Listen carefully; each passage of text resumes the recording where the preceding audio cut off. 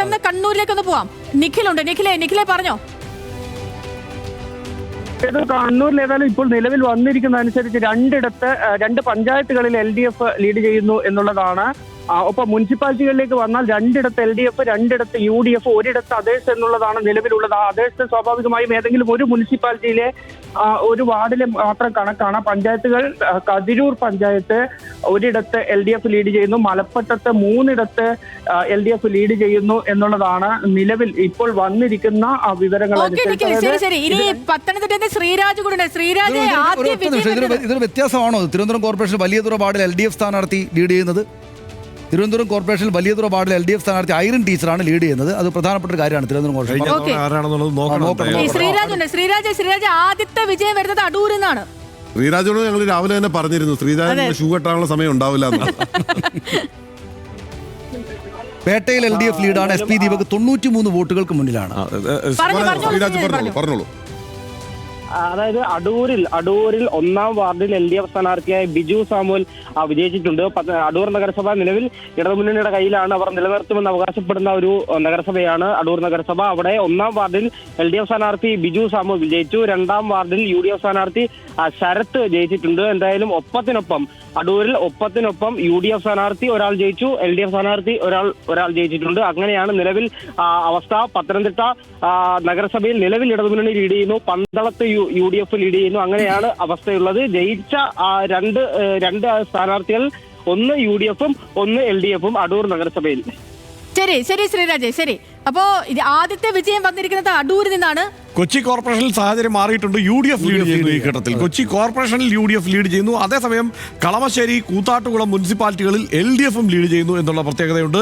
കാസർഗോഡ് നോക്കിയാൽ കാസർഗോഡ്, കാഞ്ഞങ്ങാട്, നീലേശ്വരം മുനിസിപ്പാലിറ്റികളുടെ വിവരമാണ് വരുന്നത്. കാസർഗോഡ് UDF-ഉം കാഞ്ഞങ്ങാട് LDF-ഉം നീലേശ്വരത്ത് LDF-ഉം ലീഡ് ചെയ്യുന്നു. കട്ടപ്പനയിൽ നിന്നുള്ള വിവരം, ഇടുക്കി കട്ടപ്പനയിൽ നിന്നുള്ള വിവരം വരുന്നു. മുനിസിപ്പാലിറ്റിയിൽ നിന്ന് LDF 3 UDF 4 ലീഡ് ചെയ്യുന്നു എന്നുള്ളതാണ്. മറ്റുള്ളവർ 2 അവിടെ വിമതന്മാർ ധാരാളം മത്സരിച്ചിരുന്ന സ്ഥലമാണ്. തൊടുപുഴ മുനിസിപ്പാലിറ്റിയിൽ LDF 3 UDF 3 NDA 1 മറ്റുള്ളവർ 1 എന്നിങ്ങനെയാണ് തൊടുപുഴ മുനിസിപ്പാലിറ്റിയിൽ ലീഡ് നില. ന്യൂസ് മലയാളത്തിന്റെ സ്റ്റുഡിയോ ഇരിക്കുന്ന മരട് മുനിസിപ്പാലിറ്റി തുടർന്നും ഭരിക്കുമോ UDF എന്നുള്ളതാണ് ചോദ്യം. ഇപ്പോൾ ലീഡ് ചെയ്യുന്നുണ്ട്. UDF. അതെ, സരീഷ് PK ഉണ്ട് കാസർഗോഡ്. സരീഷ്, കാസർഗോട്ടെ സൂചനകൾ എങ്ങനെയാണ്? ആദ്യ ഫലം വരുമ്പോൾ എങ്ങനെയാണ്? UDF-നോടൊപ്പം എക്കാലത്തും നിൽക്കുന്ന കാസർഗോഡ് നഗരസഭ ഇപ്പോഴും UDF-ന് തന്നെയാണ് ലീഡ്. അതോടൊപ്പം തന്നെ കാഞ്ഞങ്ങാട്, നീലേശ്വരം നഗരസഭകളും LDF-നോടൊപ്പം നിൽക്കുകയാണ്. മുളിയാർ പഞ്ചായത്തിലെ ഒരു സീറ്റിൽ UDF ലീഡ് ചെയ്യുന്നു. അതോടൊപ്പം തന്നെ ഈസ്റ്റ് അളേരി പഞ്ചായത്തിൽ ഒപ്പത്തിനൊപ്പം എന്ന് തന്നെ പറയേണ്ടി വരും. ഒപ്പം തന്നെ മടിക്കൈ ഗ്രാമപഞ്ചായത്തിൽ ഒരു സീറ്റിൽ LDF ലീഡ് ചെയ്യുകയാണ്.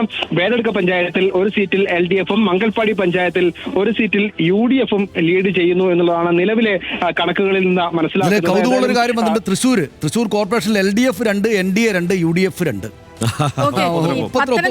വളരെ ശ്രദ്ധേയമായ മറ്റൊരു കാര്യം വരുന്നത് കൽപ്പറ്റയിൽ നിന്നാണ്. കൽപ്പറ്റയിൽ LDF 1, NDA 2 ലീഡ് ചെയ്യുന്നു. UDF അവിടെ 0. കൽപ്പറ്റ 0 ആദ്യ സമയത്താണെങ്കിലും അവിടെ നമ്മൾ പ്രത്യേകം ശ്രദ്ധിക്കേണ്ടത് ഈ ദുരന്തം, വീട് നിർമ്മിക്കലൊക്കെ ചർച്ചയായ സ്ഥലമാണ്. ആദ്യ സമയമാണെങ്കിൽ പോലും അത് കൗതുകമുള്ളതാണ്. ഒരുപക്ഷെ നിൽക്കണമെന്നില്ല, UDF ആകെ ബേജാറാവണ്ട, പക്ഷെ അങ്ങോട്ട് പോകുമായിരിക്കും. പറയാൻ പറ്റില്ല, കാരണം ഈ ദുരന്ത ബാധിതരൊക്കെ കൂടോടെ പാർട്ടിയിൽ ചേർന്ന സമയം കൂടിയാണല്ലോ. പത്തനംതിട്ട ജില്ലയിലെ 3 ഗ്രാമപഞ്ചായത്തുകളിൽ LDF ലീഡ് ചെയ്യുന്നുണ്ട്. ഇതിൽ പത്തനംതിട്ടയിൽ 11 ഗ്രാമപഞ്ചായത്തുകളുടെ ഫലസൂചന പുറത്തു വന്നപ്പോൾ LDF 2, UDF 1, മറ്റുള്ളവർ 3, 5 ടൈ ആണ്. മിസ്സിംഗ് ആയിട്ട് തോന്നുന്നു പാലക്കാട് അധികം വിവരങ്ങൾ വരുന്നില്ല.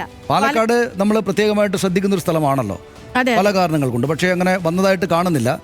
ഏതായാലും മലപ്പുറത്ത് നിന്ന് ശാന്തകുമാർ ചേരുന്നുണ്ട്. മലപ്പുറത്ത് നിന്ന് ശാന്തകുമാർ, UDF 5 LDF 1 മറ്റുള്ളവർ 1 എന്ന നിലയ്ക്കാണ് ഇപ്പോൾ ആദ്യഘട്ടത്തിൽ മുനിസിപ്പാലിറ്റികളിൽ നിന്നുള്ള വിവരങ്ങൾ. എന്താണ് പൊതുചിത്രം?